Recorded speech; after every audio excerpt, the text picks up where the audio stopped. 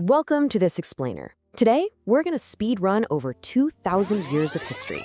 We're taking a massive, sprawling timeline packed with chaos, betrayal, and frankly, a whole lot of guys in togas stabbing each other, and distilling it into one rapid-fire presentation. So let's dive right into this epic saga.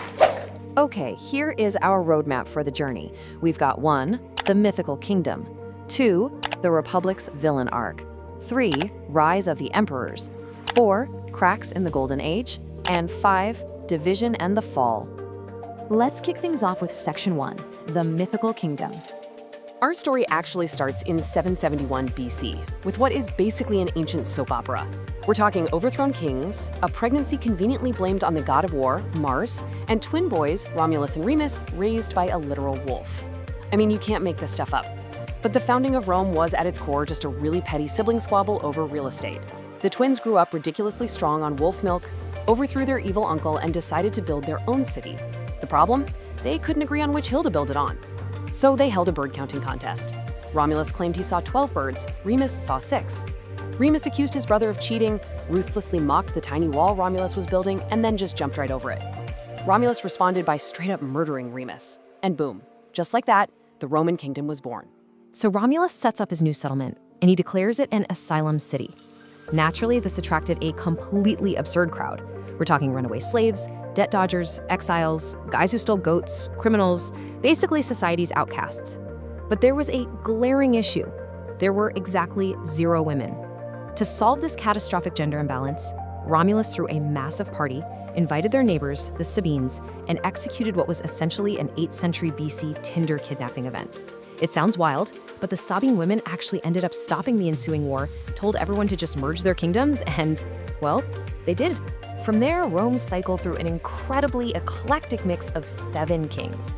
Romulus mysteriously vanished in a storm, and then you get a peaceful king who established religion, a violent one who destroyed all the Longa, and several builder kings who gave Rome its famous ports and massive sewer systems.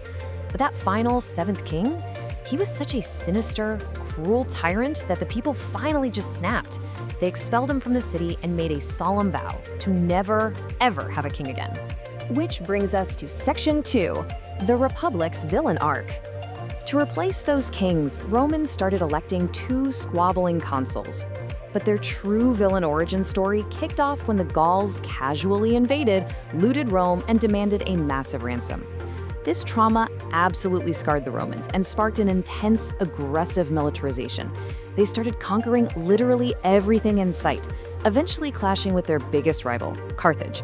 This sparked the Punic Wars, basically a blockbuster historical trilogy. Rome won the first war by literally stealing Carthaginian ship designs. The second war featured Hannibal terrifyingly marching 37 elephants over the Alps, yes, elephants. And the third war ended with Rome enslaving the survivors and literally deleting Carthage from the timeline entirely. With their biggest rival gone, Rome got completely addicted to expansion. They ended up conquering 10% of humanity. And the man who delivered the final blow to the Republic itself? Julius Caesar. Think of him as the final boss of this era. He speedruns conquering the Gaul region, which is modern-day France, becomes absurdly powerful, and when the panicked Senate orders him to return without his army, he just flat-out refuses. He marches his troops right into Rome, defeats his political rivals, and begins collecting titles like Pokemon cards. Consul, head priest, and finally, dictator. The Senate was absolutely terrified. After 500 years of fearing kings, they looked at Caesar's unchecked power and decided they had to save the Republic. So they murdered him, stabbing him 23 times right in the middle of a Senate meeting. But here's the thing. This predictably backfired spectacularly. Why? Because Caesar was actually doing things the public loved. He fixed the chaotic calendar so the months actually made sense, he lowered taxes, and he fed the poor. The general public absolutely loved the guy. And that chaos leads us right into Section 3, Rise of the Emperors. That assassination unleashed massive, bloody civil wars. Out of all that chaos, 2 men fought for Caesar's legacy. On one side, you have Mark Antony, Caesar's best friend, who basically gets seduced by Cleopatra and spends all his time being a distracted simp in Egypt. On the other side is Caesar's adopted 18-year-old grandnephew, Octavius. Octavius was cunning. He cleverly framed Mark Antony to the Roman public as a guy who wanted to move the capital to Alexandria. Octavius crushes his rivals, usurps total power, and in 27 BC rebrands himself as Augustus, becoming Rome's very first emperor. Now, Augustus was arguably the greatest emperor because he understood exactly why the Republic failed. You see, soldiers were loyal to individual generals who paid them, rather than the state.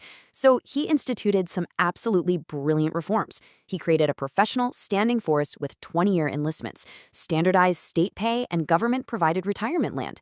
He also made sure generals were constantly rotated so they couldn't build up too much wealth or personal military power. Loyalty now flowed straight upward to the emperor, which essentially neutralized the threat of constant civil wars. But even this golden age had some incredibly harsh limits. In 9 AD, 20,000 professional Roman soldiers were completely wiped out in a matter of days in the Teutoburg forest. It was a bloodbath. They were ambushed by their own Roman-trained Germanic ally, a guy named Arminius. Since Arminius knew the legion's tactics intimately, he lured them into these dense, muddy forests where Rome's strict, rigid military formations completely fell apart. It was a humiliating slaughter. This devastating ambush was a massive wake-up call and permanently shifted Roman policy. Augustus realized they couldn't just endlessly expand forever. The Rhine River became the hard frontier. Rome stopped pushing aggressively outward into Germania and committed fully to playing defense, hardening their borders, building forts, and just desperately trying to maintain the massive territory they already had. Moving on to Section 4, Cracks in the Golden Age.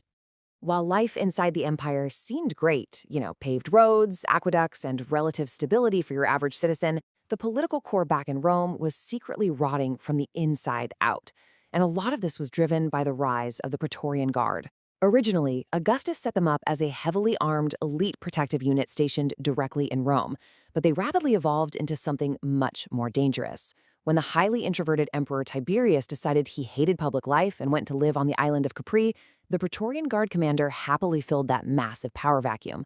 They stopped being just bodyguards and morphed into the actual rulers, filtering information, pulling the strings, and deciding exactly who got to sit on the throne. The power dynamic shifted entirely away from public consensus or tradition.